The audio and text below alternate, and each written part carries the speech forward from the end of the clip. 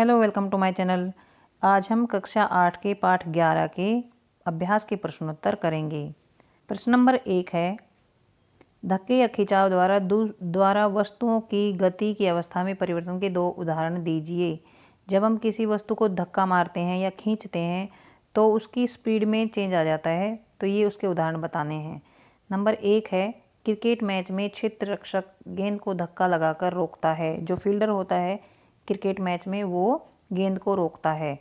चलती हुई गाड़ी को रोकने के लिए ब्रेक लगाए जाते हैं। प्रश्न नंबर 2 है, ऐसे दो उदाहरण दीजिए जिनमें लगाए गए बल द्वारा वस्तु की आकृति में चेंज आ जाता है, उसकी शेप बदल जाती है। उत्तर है, मेज पर पड़े गेंद को दबाने से। कोई भी बॉल है उसको दबाएंगे तो उसकी शेप में चेंज आ जाता है। साइकिल की जो सीट होती है उस पर स्प्रिंग लगा होता है और सवारी के वजन से वह नीचे चला जाता है। प्रश्न नंबर 3 है, निम्नलिखित कथनों में रिक्त स्थानों की पूर्ति कीजिए। जो ये खाली स्थान है ये भरने हैं। कुएं से पानी निकालते समय हमें रस्सी को खींचना पड़ता है। एक आवेशित वस्तु अनावेशित वस्तु को आकर्षित करती है। सामान से लदी ट्रॉली को चलाने के लिए हमें उसको धकेलना पड़ता है। किसी चुंबक का उत्तरी ध्रुव दूसरे चुंबक के उत्तरी ध्रुव को प्रतिकर्षित करता है। ये उत्तर आप यहाँ से भी लिख सकते हैं। प्रश्न नंबर 4 है, एक धनुर्धर लक्ष्य पर निशाना साधते हुए अपने धनुष को खींचता है। जब वह तीर को छोड़ती है जो लक्ष्य की ओर बढ़ने लगता है। इस सूचना के आधार पर निम्नलिखित प्रकथनों में दिए गए शब्दों का उपयोग करके रिक्त स्थानों की पूर्ति कीजिए। एक जो धनुर्धर है, जो धनुष चलाता है, वो किसी अपने लक्ष्य पर निशाना साधते हैं। एक बार तो वो इसको ऐसे खींचता है, जो धनुर्धर है, इसको तीर को, फिर वह तीर को छोड़ देता है, फिर वह तीर को छोड़ता है। पहले इस तरफ खींचता है फिर छोड़ देता वापस। पहला है, धनुष को खींचने के लिए धनुर्धर एक बल लगाता है जिसके कारण इसकी में परिवर्तन होता है, इसकी आकृति में परिवर्तन होता है। देखिए ये शेप बदल जाती है इसकी और धनुष की भी शेप बदल जाती है। धनुष को खींचने के लिए धनुर्धर द्वारा लगाए गए बल डैश बल का उदाहरण है, पेशीय बल, क्योंकि वो अपने हाथों से इसको खींचता है। तीर की गति की अवस्था में परिवर्तन के लिए उत्तरदायी बल का प्रकार बल का उदाहरण है। जो तीर होता है उसकी गति चेंज हो जाती है, तो वो कैसे होती है, पहले इसको इस तरफ खींचा जाता है फिर छोड़ा जाता है। तो ये कैसे खींचा था, अपना बल लगाकर। तो ये भी पेशीय बल के कारण ही ऐसा हुआ है। मांसपेशियों का जो बल है उससे इसको जो डोरी है उसको खींचा और इसको तीर को छोड़ दिया, तो ये पेशीय बल के कारण ही हुआ है। जब तीर लक्ष्य की ओर गति करता है तो इस पर लगने वाले बल तथा वायु के डैश के कारण होता है। तो ये देखिए, जब तीर लक्ष्य की ओर गति करता है तो इस पर कौन सा बल लगता है, गुरुत्व बल लगता है। और एक तो गुरुत्व बल लगता है नीचे की तरफ, तो वायु के साथ ये घिसता है तो ये घर्षण बल भी लगता है। प्रश्न नंबर 5 है, निम्नलिखित स्थितियों में बल लगाने वाले कारक तथा जिन वस्तु पर बल लग रहा है उसको पहचानिए। प्रत्येक स्थिति में जिस रूप में बल का प्रभाव दिखाई दे रहा है उसे भी बताइए। रस निकालने के लिए जो नींबू को निचोड़ा जाता है तो उंगलियों से दबाना। बल का कारक क्या है, मतलब किससे बल लगा है, तो हमारी उंगलियों से बल लगा है। किस पर लगा है, नींबू पर लगा है। परिणाम क्या हुआ, जो रस है वो निकल जाता है। ख, दंत मंजन की ट्यूब से पेस्ट बाहर निकालना, तो ये भी हमारी उंगलियों से बल लगा है और दंत मंजन की ट्यूब पर लगा है और ये इससे पेस्ट बाहर निकलता है। दीवार में लगे हुए हुक से लटकी कमानी के सिरे पर लटका भार। कमानी जैसे मान लो ये इसके ऊपर, मान लो यहाँ कील है, इस पर लटके, तो इस दीवार पर लगे हुए हुक से लटकी कमानी के दूसरे सिरे पर लटका एक भार। तो ये बल का कारक क्या हुआ, लटकता हुआ भार।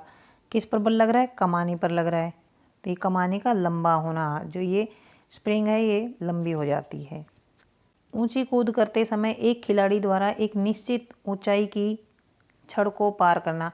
जो हाई जंप होता है उसमें एक डंडी से ऐसे लगा देते हैं और इसके ऊपर से ऐसे कूदना होता है। तो ये है ऊंची कूद करते समय खिलाड़ी टांग का पेशी बल, अपने टांगों को ऐसे इसके ऊपर से कूदता है तो टांग का पेशी बल लगता है। और खिलाड़ी का शरीर बल प्रभावित वस्तु कौन सी, पूरा शरीर ही प्रभावित होता है इस बल से। परिणाम क्या होता है? ऊंची कूद होती है। एक औजार बनाते समय कोई लोहार लोहे के गर्म टुकड़े को हथौड़े से पीटता है। पीटने के कारण लगने वाला बल लोहे के टुकड़े के किस भाग को प्रभावित करता है? पीटने के कारण लगने वाले बल से लोहे का टुकड़ा चपटा हो जाता है। उसके बाद प्रश्न नंबर 7 है, एक फुलाए हुए गुब्बारे को संश्लिष्ट कपड़े के टुकड़े से रगड़कर एक दीवार पर दबाया गया। यह देखा गया कि गुब्बारा दीवार से चिपक जाता है। दीवार और गुब्बारे के बीच आकर्षण के लिए उत्तरदायी बल का नाम बताओ। तो ये जब दो आवेशित वस्तुएं होती हैं तो उनके बीच में जो बल लगता है उसको स्थिर वैद्युत बल कहते हैं। तो ये जो गुब्बारा और दीवार में जो आकर्षण बल हुआ ये स्थिर वैद्युत बल के कारण हुआ। प्रश्न नंबर 8 है, आप अपने हाथ में पानी से भरी प्लास्टिक की बाल्टी लटकाए हुए हैं। बाल्टी पर लगने वाले बलों के नाम बताइए। विचार विमर्श कीजिए कि बाल्टी पर लगने वाले बलों द्वारा इसकी गति की अवस्था में परिवर्तन क्यों नहीं होता। अपने हाथ में बाल्टी लटकाए हुए हैं तो इन पर कौन कौन से बल लगेंगे? जैसे मान लो ये बाल्टी है और ये हमारा हाथ हो गया। बाल्टी पर लगे बल, धरती का गुरुत्वाकर्षण बल नीचे की ओर, धरती इसको अपनी तरफ खींचती है। बाजुओं का पेशी बल, हम इसको अपनी तरफ खींचते हैं इस बाल्टी को। दोनों बलों से बाल्टी की गति की स्थिति में कोई परिवर्तन नहीं आता क्योंकि दोनों बल समान हैं, एक दूसरे के विपरीत दिशा में कार्य करते हैं, अतः एक दूसरे के प्रभाव को समाप्त कर देते हैं। बाल्टी के भार के कारण पेशियां खिंच जाती हैं। तो हमारी मांसपेशियां इस भार के कारण, ये जो बाल्टी का भार है इसके कारण हमारी मांसपेशियां खिंच जाती हैं। ये उत्तर आ गया इसका। बलों द्वारा इसकी गति की अवस्था में क्या परिवर्तन है? गति में कोई भी परिवर्तन नहीं आता है क्योंकि हम ऊपर की तरफ बल लगाते हैं और गुरुत्वाकर्षण बल नीचे की तरफ लगता है, तो इसमें गति में कोई परिवर्तन नहीं आया। किसी उपग्रह को इसकी कक्षा में प्रमोचित करने के लिए किसी रॉकेट को ऊपर की ओर प्रक्षेपित किया गया। कोई रॉकेट है उसको ऊपर की तरफ छोड़ा गया। प्रमोचन मंच को छोड़ने के तुरंत बाद रॉकेट पर लगने वाले दो बलों के नाम लिखो। प्रमोचित रॉकेट पर लगने वाले बल, धरती का गुरुत्वाकर्षण इस रॉकेट को नीचे की तरफ खींचता है और यहाँ पर खूब सारी वो फ्यूल होता है, इसका जो ईंधन होता है वो एकदम नीचे की तरफ लगता है जो कि इस रॉकेट को ऊपर की तरफ धक्का मारता है। तो ईंधनों के जलने से उत्सर्जित गैसों का निर्मोचित बल ऊपर की ओर लगता है। तो ये दो बल हैं। इसके बाद आता है प्रश्न नंबर 10, किसी ड्रॉपर के नोजल को पानी में रखकर इसके बल्ब को दबाते हैं तो ड्रॉपर की वायु बुलबुलों के रूप में बाहर निकलती हुई दिखाई देती है। बल्ब पर दाब हटा लेने पर ड्रॉपर में पानी भर जाता है। ड्रॉपर में पानी चढ़ने का कारण बताइए। हमारे पास मान लो कोई ड्रॉपर है इस टाइप से और हम इसको दबाते हैं और जब पानी भरते हैं तो इसको दबाते हैं। पहले हम दबाते हैं तो इसमें यहाँ पर बुलबुले बुलबुले से बन जाते हैं यहाँ पर पानी के अंदर, और जब हम इसको छोड़ते हैं तो ये पानी इसके अंदर ऊपर चढ़ जाता है, इसके अंदर भर जाता है। तो ऐसा क्यों हुआ? और ड्रॉपर में पानी चढ़ने का क्या कारण है? क्या? पानी का दाब, पृथ्वी का गुरुत्व, रबड़ के बल्ब की आकृति या वायुमंडलीय दाब? इसमें आएगा वायुमंडलीय दाब क्योंकि ये हमारे पास ड्रॉपर था, ये पानी भरा है, जैसे हमने इसको दबाया था इसको ड्रॉपर खाली हो गया था और जो वायुमंडलीय दाब है ये यहाँ पर इस पानी के ऊपर लगता है। अब जैसे ही हम इस ड्रॉपर को यहाँ पर इसके जो पीछे वाले हिस्से को छोड़ते हैं तो ये जो पानी है ये इसके अंदर यहाँ पर चढ़ जाता है। तो ऐसा क्यों? क्योंकि ये वायुमंडलीय दाब के कारण ये पानी को यहाँ से दबाते हैं और ये पानी इसके अंदर चढ़ जाता है। कुली भार उठाते समय सिर पर कपड़े को गोल लपेट कर रखते हैं क्योंकि हमने जब पढ़ा था कि जब किसी भी वस्तु का या किसी भी जगह का क्षेत्रफल बढ़ता है तो उस पर दाब कम हो जाता है।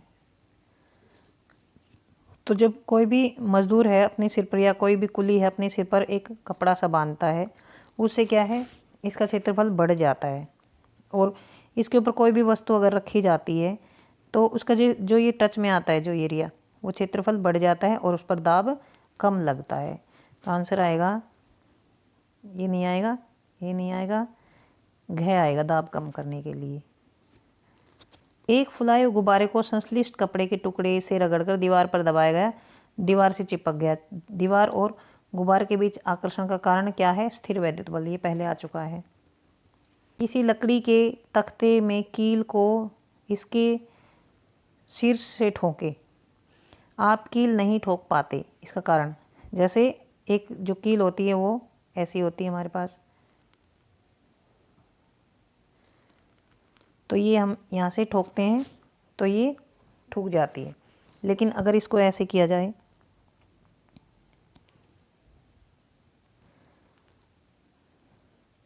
और यहाँ से इसको ठोका जाए तो ये नहीं ठुकती है, क्योंकि ये एरिया चौड़ा हो गया है। और इससे पहले मैंने बताया था जब किसी जगह का क्षेत्रफल ज़्यादा होता है तो उस पर दाब कम लगता है। तो देखिए इसमें सिर्फ इसने इतना सा क्षेत्रफल कवर किया है थोड़ा सा, तो यहाँ पर जब हम मारते हैं इसको, ऊपर से दाब डालते हैं तो ज़्यादा दाब डालता है तो ये गड़ जाती है इसमें। लेकिन ये क्षेत्रफल देखिए कितना सारा है, तो यहाँ से हम इसको मारते हैं, चोट मारते हैं तो ये इसमें नहीं गड़ती है। तो यह आएगा दाब कम होना। ध्रुवों द्वारा लगाए गए दाब गहराई बढ़ने से क्या होता है? कम होता है, समान रहता है, बढ़ता है, या द्रव की प्रकृति पर निर्भर करता है? ये बढ़ता है। जैसे मान लो पानी ज़्यादा है, तो ज़्यादा है तो यहाँ पर मान लो हमने यहाँ बैलून गुब्बारा बांध दिया है, पानी ज़्यादा है तो यहाँ पर दाब ज़्यादा लगेगा, और पानी कम है, कम ऊंचाई तक है तो दाब कम लगता है। तो ये देखिए द्रवों पर लगाया गया दाब गहराई बढ़ने से, गहराई अगर बढ़ेगी तो दाब भी बढ़ता है। यहाँ तक प्रश्नोत्तर खत्म होते हैं। अगर आपको प्रश्नोत्तर समझ आ गए तो प्लीज़ चैनल को सब्सक्राइब करें, शेयर करें और लाइक करें। और कुछ समझ नहीं आया है तो आप कमेंट बॉक्स में लिखकर मुझसे पूछ सकते हैं। Thank you.